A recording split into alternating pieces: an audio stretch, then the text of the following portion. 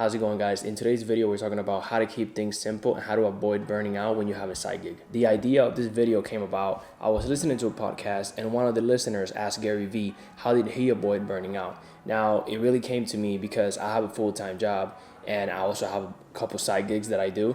And sometimes it can be a little bit stressful. Sometimes it can be a little bit too much, too chaotic.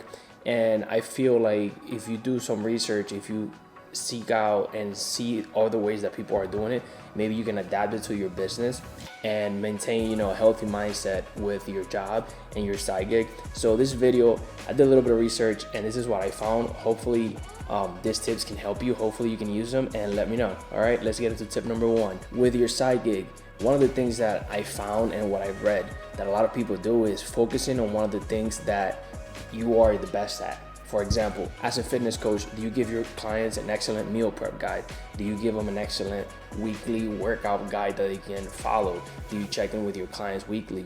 Now, do you have a lawn mowing business? Then you're starting a side gig, maybe you're doing it on your days off. How are you giving better service than the company that has been doing this for longer than you, that has a lot more clients than you? What makes your business different than the one that has been doing it for a longer time? Do you call your customer back up every week, ask them how did they like the service that you provided? Do you call them back to see how their job was done? A lot of people, they do the jobs and they don't really call back the clients. They don't really ask for feedback on the clients and customer service.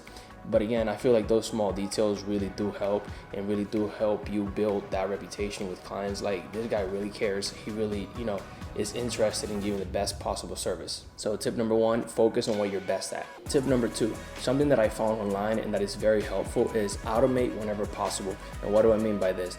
Instead of doing everything yourself, maybe you go on Google and type in different calendars for reminders on when to, you have to follow up with your clients. When you have a new lead, how do you follow up with them? How do you get in touch with them? How do you keep building that relationship with that client? Do you use calendar or do you write it down? And one of the things is there's a lot of free services out there that will help you maintain and follow up and remind you to follow up with your clients, and these services are free. Also, if you're starting like an email campaign, MailChimp is great. It's free, I believe up to 1,000 to 10,000 emails a month.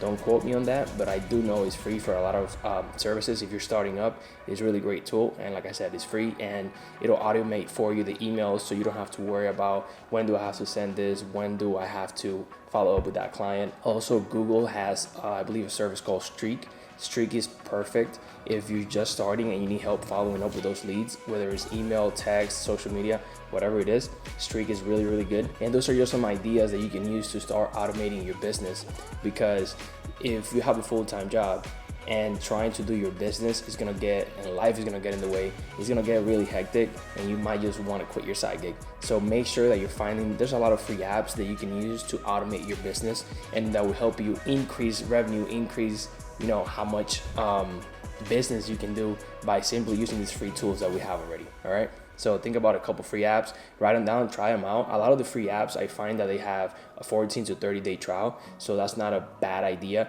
Maybe if you have some extra money that you want to invest into something, instead of paying someone, you can use one of these apps that will do the same job. And again, just do your research and see what works for you. Another tip that I found that is really helpful is make things simple for your ideal customer. Basically what it means is, if I go on your social media, am I gonna have to scroll down all the way to like your first page to see what your business is all about? Or within the first 3 pictures, am I gonna know already, okay, so this guy does jewelry, he has a roofing company, he has a plumbing company, whatever it is, a lawn mowing, he's a coach, whatever it is, make sure that I know about it right away. And if I click on your website, make it simple for me, make it enjoyable for me. Like I said, especially if you're starting out, these should be things that will help you with your business and you won't have to stress about it later.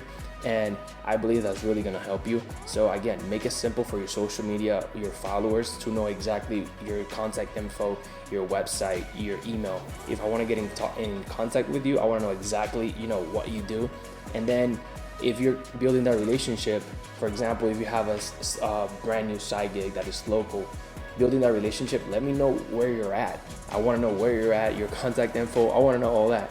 And I wanna know straight away, once I click on your profile, what business you have. So the last tip that I have for you is have a plan for the future. Have a plan for how many employees do you need? How many employees will you need? Do you need part-time employees? Do you need full-time employees?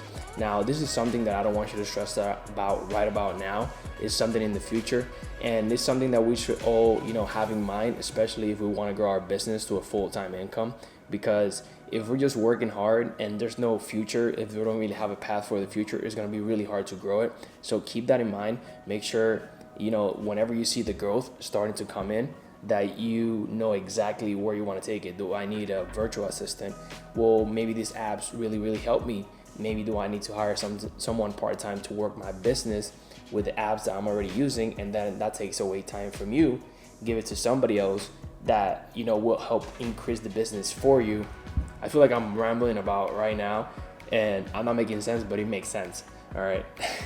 So hope you guys really like those tips. Really hope you put them into action. If you do, leave a comment in the sections below and let me know what you think.